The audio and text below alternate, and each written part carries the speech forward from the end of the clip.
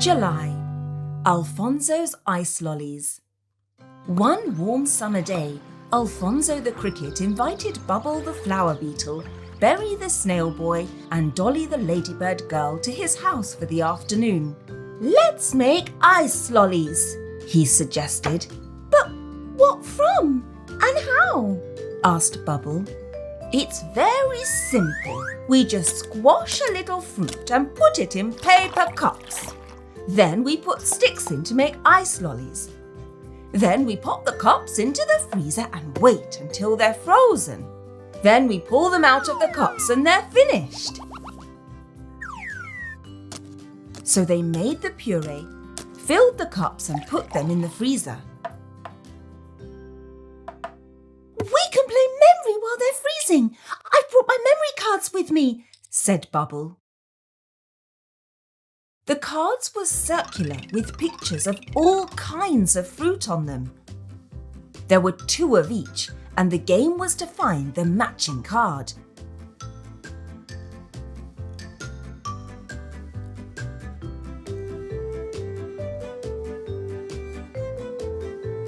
Dolly realised that Bubble kept winning.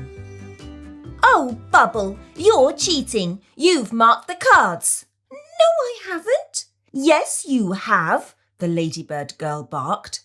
"Okay, yes, I marked the cards, but I don't like losing," said the little flower beetle, and he burst into tears. "I don't like losing either," Berry added. "I've got an idea," the cricket announced. "What if we think up a game where we don't play against each other, but together, like a team?" Berry also had an idea.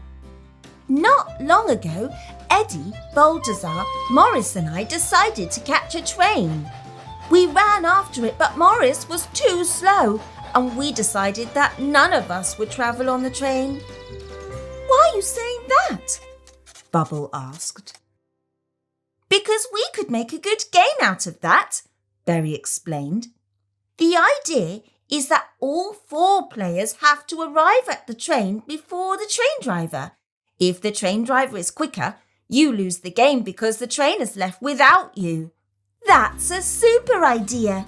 Let's make a dice," said Dolly, and she painted dots on a wooden building block. Alfonso found 5 coloured stones from his pebble collection. "These will be the counters," he proudly announced. Then he produced a piece of paper and they drew 5 paths, the train and the players' houses. "Alfonso can start from the orange dot, Dolly from the red, and me from the blue, and Bubble from the yellow," Berry explained. "And the engine driver can start from the green dot," Bubble decided. "Let's start!"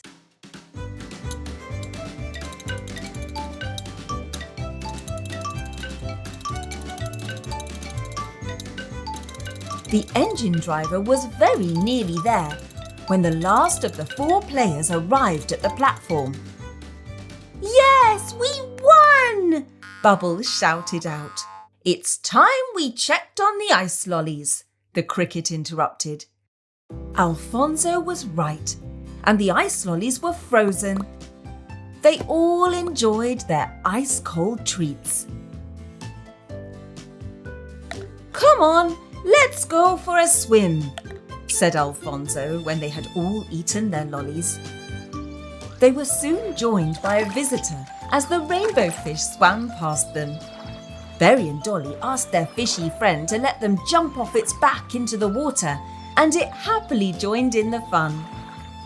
Then the friends spent the rest of the summer afternoon splashing around until they got tired and it was time to go home. The Moon Beetle. The Moon Beetle lived in a little moon-shaped house. He had moon-shaped antennae on his head, and his wings were also shaped like tiny moons. but he couldn't fly because his wings were too thin. He was happy just to sit in the grass and look at the shape of the clouds. His little legs were also weak, and so he could neither fly nor walk. But the little spider helped him with everything. The Moon Beetle sat in a moon-shaped armchair with wheels, and they took short walks together. If the Moon Beetle was hungry, little spider pushed him to the table.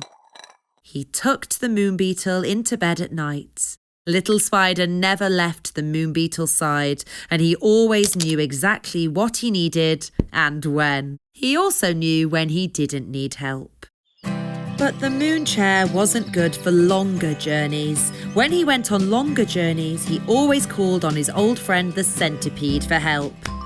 So that is how they went collecting mushrooms in the forest and enjoyed trips to the puppet show.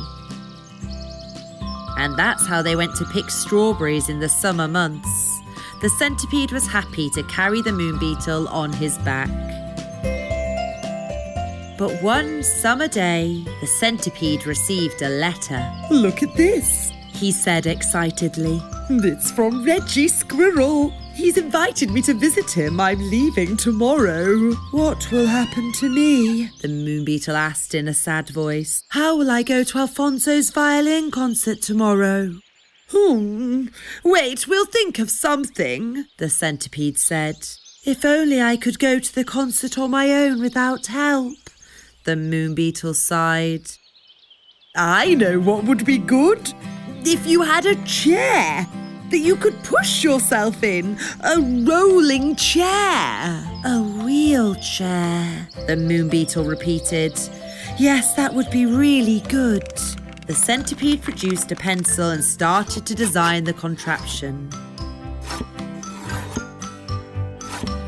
When the design was completed, they both went to see Eddie, the potato beetle. He was very handy and could make anything.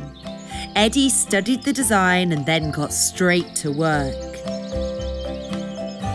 He brought his tools, all the parts, and he drilled and hammered. The wheelchair was ready that same afternoon. Sit in it, try it out, Eddie said, and he helped the Moon Beetle into the chair. Now try and push it, the centipede encouraged his friend. The Moon Beetle carefully turned the ring attached to the wheel, and the chair began to move. Hooray! Eddie cheered. This will be my legs, the Moon Beetle whispered quietly, and he smiled. The sunbeams gently stroked his weak legs. They practiced until late in the day. The Moon Beetle slowly learned how to direct, speed up, slow down, and stop the chair. The next day, the Moon Beetle made his way to the Crickets concert all on his own. Take care of yourself, the little spider shouted after him in a worried tone. The others were surprised and all ran to greet him. Hey, you got here on your own? Berry asked, and took a good look at the chair. Yes, all on my own, the Moon Beetle proudly announced, and he told them all about the new contraption.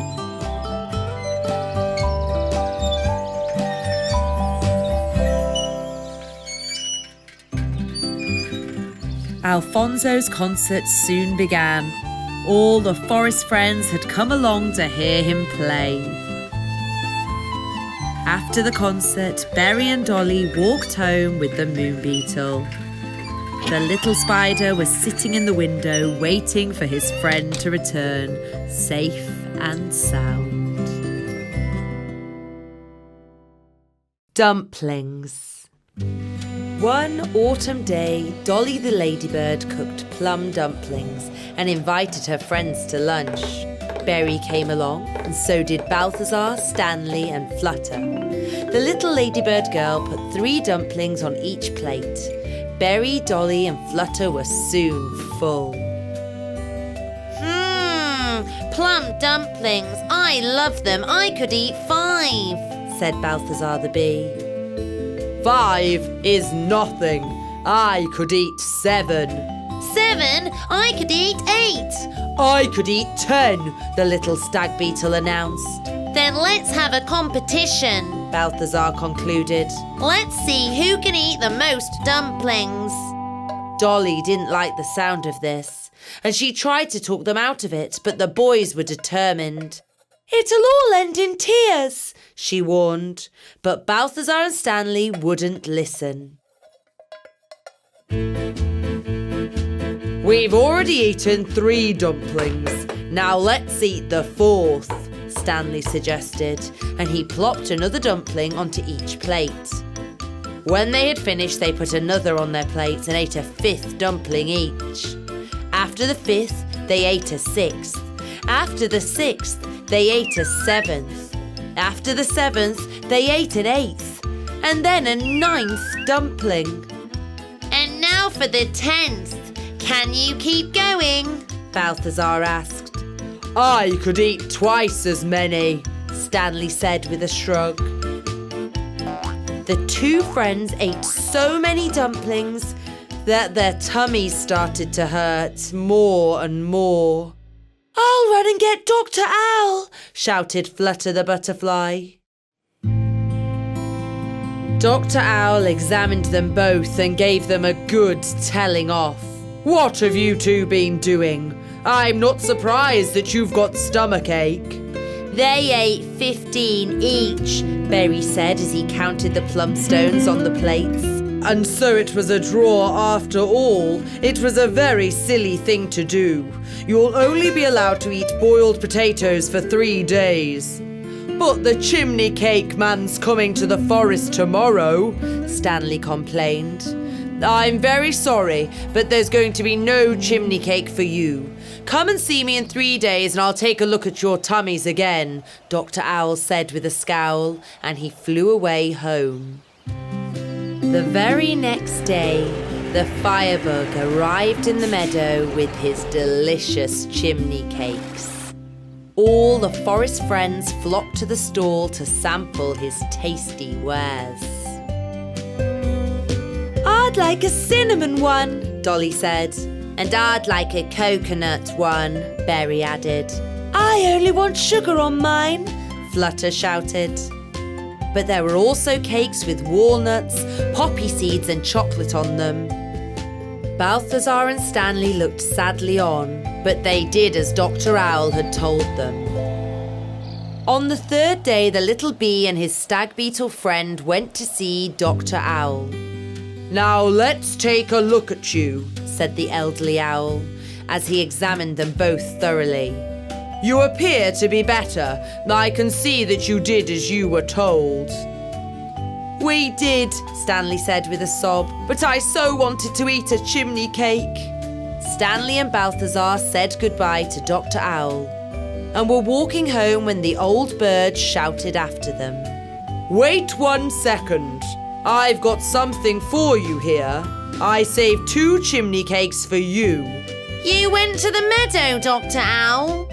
Of course. I bought chimney cakes for my chicks and I put 2 away for you. You did exactly as I said, and so I thought you deserved a treat. Thank you, the 2 friends said with a smile, and they both threw their arms around Dr. Owl. The Canary Chicks. One day, Christopher the Canary met Chloe and they fell in love. Chloe lived in an oak tree not far away from Dolly's house. The new couple built a nest on the most beautiful branch of the tree. Berry and Dolly watched them building their nest from the ground. Look, Chloe's been sitting on the nest for days. Do you think she could be sick? The little snail asked. He was worried. No, Berry. I'm sure she's going to lay eggs and they'll hatch into canary chicks, Dolly told him enthusiastically. Eggs? Chicks? Berry was confused. Of course. Chloe will lay the eggs in the nest and she'll keep them warm until they hatch, the ladybird said. A few days later, Chloe stood up and as she was arranging things in the nest, Berry noticed 3 tiny eggs. 3. There'll be 3 chicks, he said to Dolly cheerfully. One morning they heard tweeting coming from the oak tree. Hooray! The chicks have hatched, Dolly exclaimed and gave Berry a big hug. Can we take a look at them? Dolly asked Christopher excitedly. Of course you can, but please be careful. They're still very tiny, the proud daddy replied. Christopher let Berry and Dolly hop on his back and he flew them up to the nest. They're so cute, Dolly whispered. The snail and the ladybird carefully patted the baby canaries. The little birds grew very quickly and they were soon ready for flying lessons. Chloe was their teacher and they got better day by day. We've got to go and get some food. Be good, Christopher told the chicks one morning. And don't even think about flying out of the nest without us. You're still very small and you can only fly with us, Chloe added. But the smallest chick was rather naughty. Nonsense! I'm very good at flying. I'm going to try it on my own, he said and jumped out of the nest. You're not allowed! You're not allowed! Tweeted the other two, but they couldn't stop him. The 2 chicks were hopping nervously around the nest when their parents arrived back. He flew off! Our little brother flew off! They cried. Oh dear, but he's too small. He could be in all kinds of trouble, Chloe cried. Berry and Dolly heard all the fuss and set out to find the naughty chick. They looked for him everywhere. On the hill, in the mountains, by the lake, in the forest and in the meadow. But he was nowhere to be found. It was getting dark. How are we going to find him when it gets dark? Chloe asked, and she started to sob. But then, little lights appeared in the sky.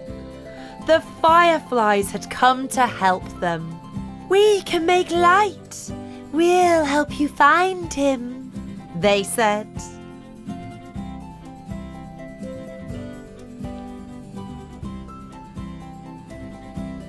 There he is! There he is in the bush! Berry shouted suddenly, and they all ran over. The little canary had fallen asleep in the bush. He was exhausted and shivering. Chloe took him in her wings and hugged him happily. There you are.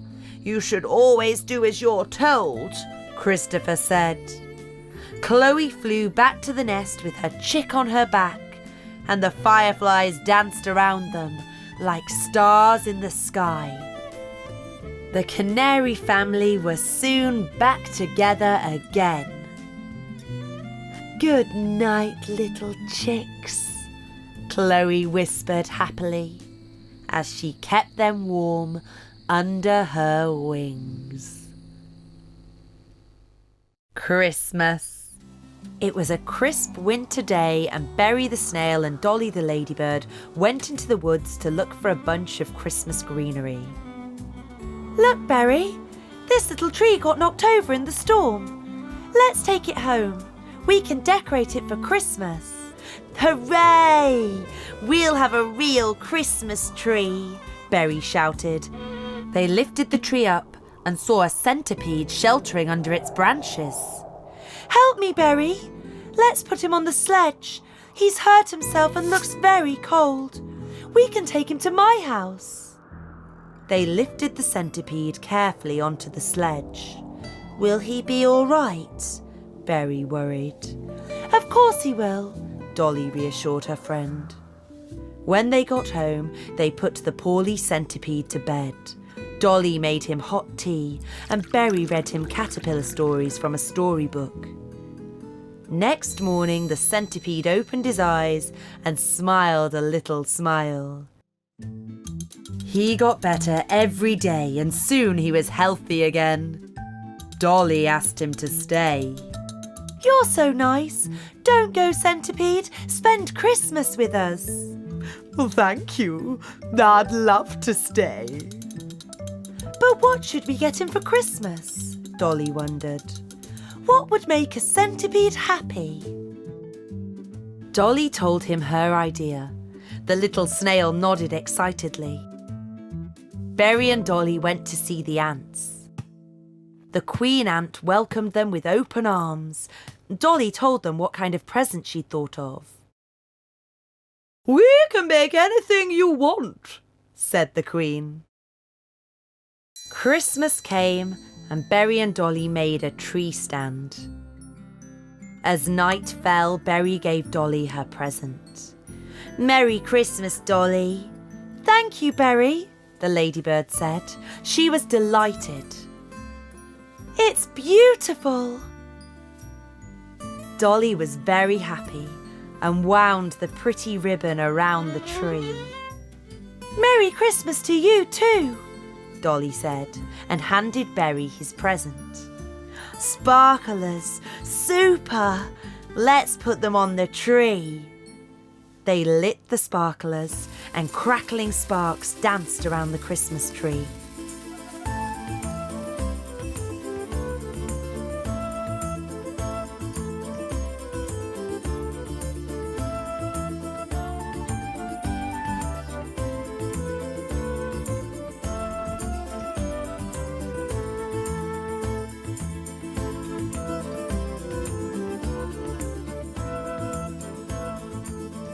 The glittering light attracted lots of tiny fireflies, and each brought a Christmas decoration. Even the centipede helped to trim the tree. Soon the ants arrived carrying a parcel. They handed it to Berry and Dolly. "This is our present to you, centipede," Berry said to him. "Merry Christmas." "Boots!" he shouted happily. "They'll keep your little feet warm when you're walking in the snow," Dolly explained. The friends' celebrations went on late into the night. There was Eddie the potato beetle, Stanley the stag beetle, Alfonso the cricket, and Rosita the rose beetle. The fireflies built a big snowman with the little ants. They all sang and danced around the Christmas tree. Flutter the butterfly came to celebrate with them. Zephyr the dragonfly danced with Leapy the grasshopper. Berry and Dolly skipped around with Balthazar the bee. When the party was over, the centipede cleaned his boots and put them on a shelf. "What a wonderful day I've had. It's a shame that Christmas only comes once a year,"